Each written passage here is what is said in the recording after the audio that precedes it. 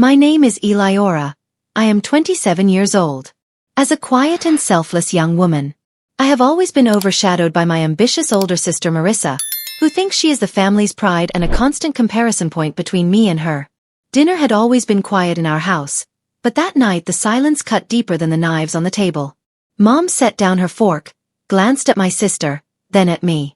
"Eliora," she said softly, "you'll never be as successful as Marissa." The words hit harder than I expected. I watched the steam curl from my plate, felt it sting my eyes. Marissa just smiled, perfect as ever in her crisp blouse. I forced a small laugh and reached for my phone, pretending to check a message, pretending her words didn't bruise. Dad kept eating, eyes down, pretending too. The ticking wall clock grew loud. My chest felt tight, but instead of arguing, I took a slow breath. "May I be excused?" I asked. Mom nodded without looking up. Outside, the night smelled of rain. I walked past the tiny café where I worked part-time, its warm light spilling onto the street. My reflection in the window looked smaller than I felt inside. I whispered to it, "One day you'll see." Then I slipped my phone back into my pocket, not to scroll, but to open the photo of my sketchbook, the one thing that always reminded me who I really was. I am working long hours at a small café near the bus station and volunteers at a local youth shelter, using my meager savings to help underprivileged kids to learn design and photography. The café is a kind of place where coffee smelled like comfort and life moved slowly. As I resumed work the next morning, the café buzzed with chatter and the sweet scent of baked bread. I tied my apron and began serving coffee. Mrs. Donnelly, a regular, waved at me. "Morning, sweetheart. You always brighten this place." I smiled, grateful for her words. Being kind felt easier here, away from home's comparisons and sharp silences. Every customer was a small story, and I treated each one like they mattered. One afternoon, a teenage boy came in without enough money to pay for drink. The boy looked nervous and pitiful. I smiled and handed him his drink anyway, and I said, "You can pay me next time," and he left happily. There was this one quiet old man who always ordered black coffee and a blueberry muffin. His coat was worn and his hat dusty. He sat by the window as he used to do every day, sketching something in a worn notebook. He ordered only tea and I served him. He never said much words beyond "thank you," but his eyes were gentle, like he saw more than he let on. When the old man who had been watching, saying nothing all the while, was about to leave around noon, he looked up with eyes that carried entire winters. "Thank you, miss," he said, voice gentle. "You treat people like sunlight." I chuckled. "That's a first." He smiled but didn't say more. When I cleared his table later, I noticed he'd left a folded napkin under his cup. Inside was a small sketch, my face, mid-smile, drawn in pencil lines so delicate they almost breathed. My heart fluttered. No name, no note, just art. That night, I stared at the drawing on my bed, tracing the lines. Whoever he was, he'd seen something in me I didn't even see myself. I whispered, "Thank you," though I didn't know if he'd ever hear it. Days passed, and the old man returned every Thursday. He never spoke much, always sat in the same spot, sketching quietly while sipping tea. I started calling him Mr. Thursday in my mind. Sometimes, he drew strangers, an exhausted mother, a laughing couple, even the boy sweeping the floor. Each drawing captured kindness in motion, as if he painted souls, not faces. One rainy evening, I offered him an umbrella as he was leaving. "It's pouring," I said. "You'll catch a cold." He smiled. "And you'll walk home without one?" I shrugged. "I like the rain." He chuckled softly. "Then maybe that's why you shine." The next day, I found another sketch tucked under a sugar jar. This time of me standing in the rain, eyes closed, smiling. My heart warmed. Nobody had ever seen me like that before. Later that night, Mom complained that I spent too much time at that little cafe. "You should think of a real career," she said. "Like your sister." I wanted to tell her that the cafe wasn't just a job. It was where I felt alive. Instead, I nodded and kept quiet. But inside, a seed of defiance began to grow. A week later, Mr. Thursday didn't come. The cafe felt emptier without his quiet presence near the window. I kept glancing at the door, hoping he'd appear with his gentle smile and sketchbook. But the bell never rang. When I wiped down his usual table, I found an envelope tucked beneath the sugar bowl. My name was written on it in graceful script. Eliora. Inside was a small note. For those who see beauty in small things, life hides bigger wonders. No signature. Just that. And a folded map, hand-drawn, with a tiny red circle over a part of town I didn't recognize. I felt my pulse quicken. That night, I spread the map on my bed, tracing the red circle with my finger. It led to an old building near the river, marked Old Studio. My mind spun with curiosity. Was it from him? Why leave a map? I hesitated, then folded it carefully. Maybe I'd go after work tomorrow, if it didn't sound completely foolish. But something deep inside whispered that this was no random note. It felt like the start of something that had been waiting just for me. The next evening, I followed the map after my shift. The streets grew quieter as I neared the river. Street lamps flickered, painting golden pools on the wet pavement. My shoes clicked against the cobblestones. The old building stood at the end of the lane. A faded sign above the door read Riverside Art Studio. The windows were dusty, but I saw faint light inside. My heart thudded. I hesitated, then pushed the door open. Inside, the air smelled of paint and time. Canvases leaned against the walls, some half-finished, others masterpieces waiting to be seen. And there he was, Mr. Thursday, standing by a large easel. He turned, surprised but not startled. "Ah, you found it," he said. I laughed nervously. "You left a map. I thought maybe you forgot something." He shook his head. "No, I left it for you." My breath caught. "For me?" He nodded. "You see people the way artists do. Sit. Eliora, I want to show you something." As he lifted a cloth off a canvas, I gasped. It was a painting of me serving coffee, surrounded by light as if the café itself glowed from kindness. My eyes blurred with tears. I couldn't stop staring at the painting. The colors shimmered even in the dim light, as if the strokes themselves were alive. "Why would you paint me?" I asked quietly. Mr. Thursday smiled. "Because few people serve coffee with hope in their eyes. You remind me of why I started painting in the first place." I didn't know what to say. Compliments usually made me shrink, but his words felt like sunlight breaking through old clouds. "I'm not special," I whispered. He tilted his head. "You are. You see worth where others rush by." He handed me a small, blank canvas. "Try. Paint something that feels true." My hands trembled as I picked up a brush. I dipped it into soft blue paint and began tracing gentle lines, waves, sky, the curve of a cup. Time vanished. When I finally looked up, he was watching quietly. "That," he said, "is how truth looks." For the first time in years, I believed I might have a gift. I left the studio with paint on my fingers and a heartbeat that felt brand new. Days turned into weeks. Every evening after my café shift, I returned to the studio. Mr. Thursday, whose real name I learned was Mr. Alcott, taught me how to blend light and shadow, how to let emotion breathe through color. He never charged me, never asked for anything. "Art," he said once, "isn't owned. It's shared." At home though, things were tense. Mom thought I was wasting time. "All this painting nonsense. What will it bring you?" she'd snap. Marissa just smirked. One night, I showed Mom a small portrait I'd finished. She looked at it briefly, then sighed.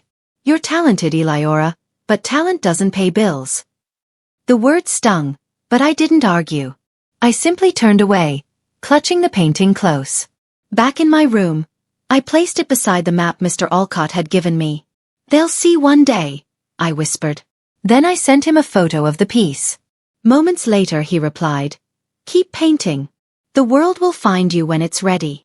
I didn't know that those words were a promise, and that the world was already closer than I thought. 2 months later, Mr. Alcott called me into the studio. "I submitted one of your paintings," he said casually. I froze. "You what?" He smiled. "To the spring art show downtown. I thought the world should see what I see." I wanted to be angry, but my heart was beating too fast. "You should have asked me first." "I knew you'd say no," he replied gently. "But sometimes we need a small push toward our light." When the acceptance email came a week later, I just sat staring at it. My name. My painting. A real exhibit. Mom didn't believe me at first. They take anyone these days, huh? She muttered. Marissa rolled her eyes. It's probably some local charity event. I ignored them both. Inside, something unstoppable had begun to move. The day of the exhibition arrived with a nervous heartbeat in the air. The hall was all glass and gold light. People in polished shoes drifted from canvas to canvas, murmuring. When I saw mine hanging there, with my name printed neatly beneath, it felt unreal. Mr. Alcott stood beside me, quietly proud. Look, he said, nodding toward a couple studying my painting. They stopped. That's the highest compliment. A woman in a silk scarf approached me. You painted this? She asked. Yes. It's alive, she said. Would you consider selling it? My breath caught. I looked at Mr. Alcott. He nodded. Of course, I managed. That evening, I sold my first painting. For more than my monthly café wages. When I told Mom, she blinked. Someone actually paid for it? Yes, Mom. She didn't answer. But for the first time, she didn't call it nonsense. Things changed slowly after that. Mom started asking what I was painting next. Marissa still acted indifferent, but sometimes I caught her scrolling through my Instagram page. I kept painting. Every spare minute. Each canvas felt like a quiet rebellion, a language that finally understood me. Then one afternoon, Mr. Alcott didn't open the studio door. I called. No answer. A week later, a neighbor told me he'd been hospitalized. When I visited, he smiled weakly. Don't stop now, he whispered. Promise me. I promise. He pressed a small envelope into my palm. Open it when you need courage. He passed away 3 days later. Grief settled like fog. I couldn't paint for weeks. Then one night, I remembered the envelope. Inside was a note. And a check. The note read, for your first studio. Create a world where light wins. Tears blurred the words. I used the money to rent a tiny space above the cafe. Sunlight streaming through wide windows. I painted every day. My colors grew bolder. People online began to notice. Orders trickled in, then flooded. Art magazines started calling. Mom watched in silence until one morning she came to my studio with a thermos of tea. Your father would have been proud, she said quietly. It was the first time she'd ever said those words. By the time I turned 26, I had my first solo show. The gallery was packed. My name printed in gold at the entrance. Marissa came too, late, but she came. Afterward, she hugged me. You actually did it, she said. Actually? I teased. She laughed through tears. You know what I mean. Mom stood a few feet away, watching. When I met her eyes, she nodded. Slowly, meaningfully. That nod felt like closure to years of being unseen. I remembered that dinner years ago, her words about never being as successful as my sister. And yet here we were. Later that night, after everyone had left, I sat alone in the gallery, phone buzzing with messages. I scrolled through an old photo, me in my cafe apron, holding a cup of coffee, paint smudged on my fingers. Then I posted a side-by-side image, before and after. Caption. She said I'd never be as successful as my sister. So I learned to define success differently. Within hours, the post exploded. By morning, it had millions of views. Art blogs, magazines, even news outlets picked it up.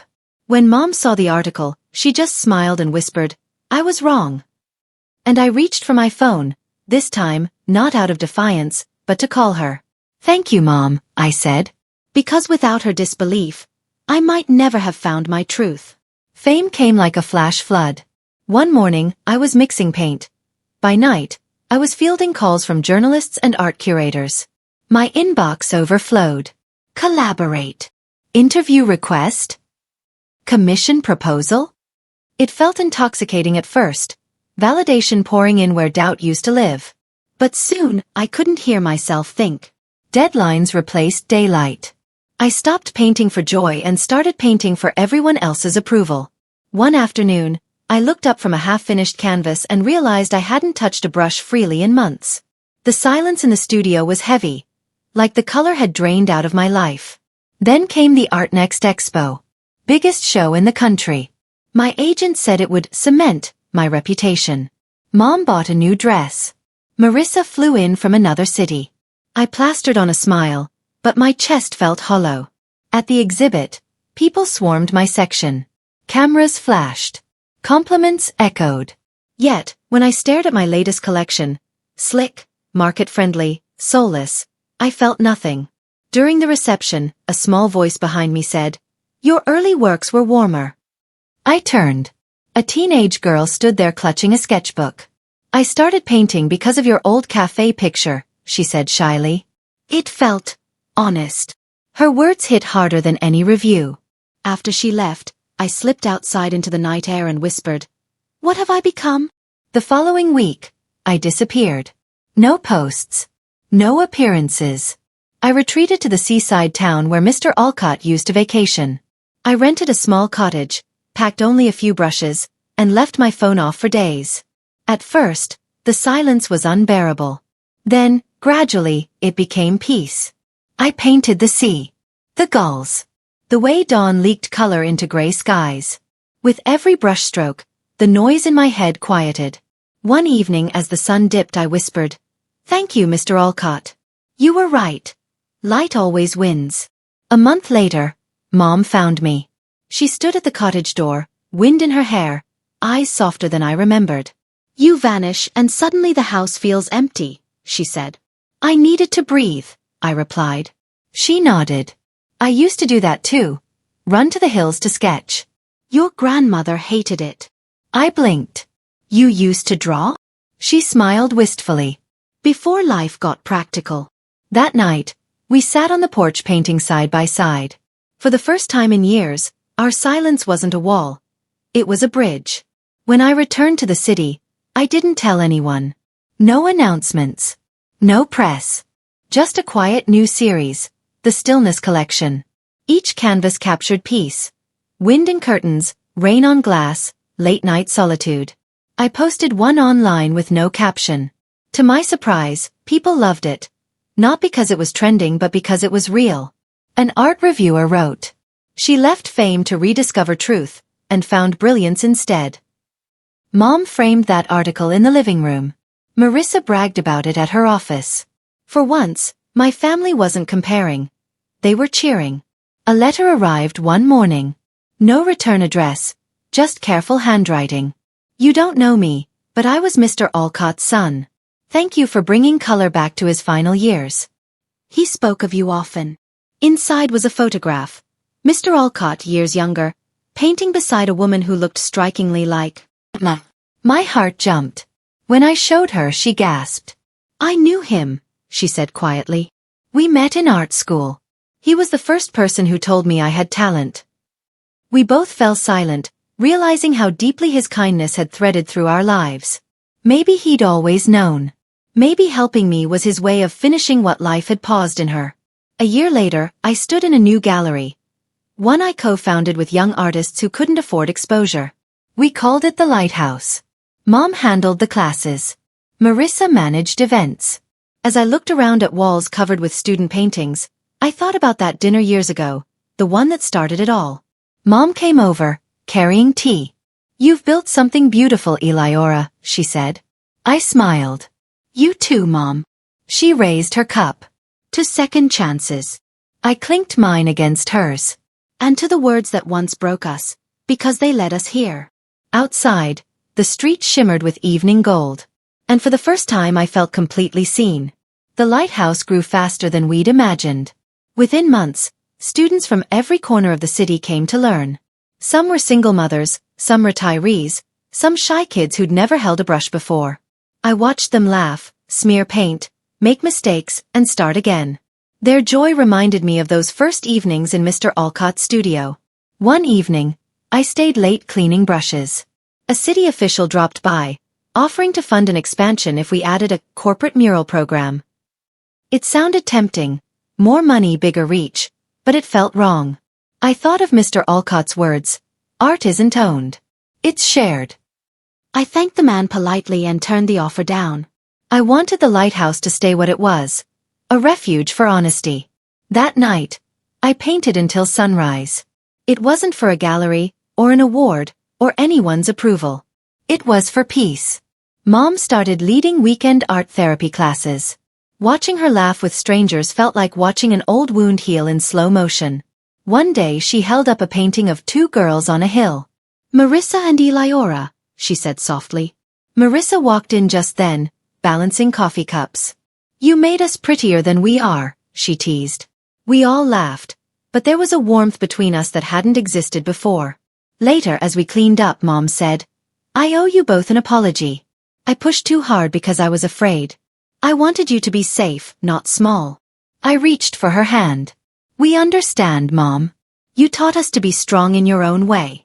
She smiled through tears. "Maybe now it's time for me to learn from you." That night, I realized forgiveness isn't a moment. It's a slow sunrise. A month later, Marissa surprised me with tickets to a national art conference. "They want you to give the keynote," she said. My heart skipped. Public speaking had always terrified me.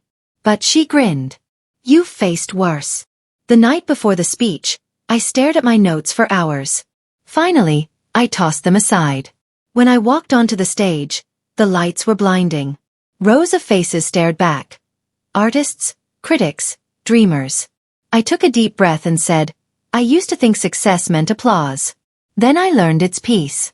Peace comes when your work matches your soul." The room fell silent. Then came the applause. Slow, steady, real. Backstage, Marissa hugged me so tight I could barely breathe. "Proud of you, little sis," she whispered. For the first time, those words didn't sting.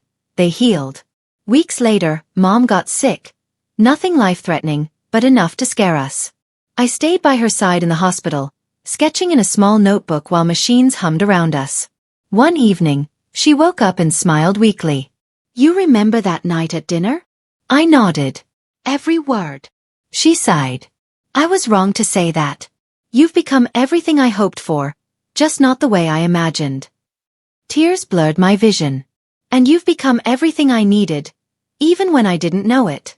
She reached up, brushing paint stains still clinging to my fingers. "Don't ever stop creating, Eliora. The world breathes easier because you do." I promised her I wouldn't. A year later, the lighthouse hosted its first national exhibit. The hall was filled with laughter, paint, and stories. At the center stood one special canvas. My latest work, Dinner Table. It showed three figures, a mother and two daughters sharing a quiet meal. No words, just light connecting them. As people passed, some cried, some smiled. Mom stood beside me, healthy again, eyes shining. Marissa whispered, "Guess who's the successful one now?" I smiled. "All of us." When the evening ended, I stepped outside, phone in hand, and looked up at the city lights. That same sentence echoed from years ago, but now it meant something new. At dinner, my mom once said, "You'll never be as successful as your sister." I just smiled again, and reached for my phone, to take a picture of the stars.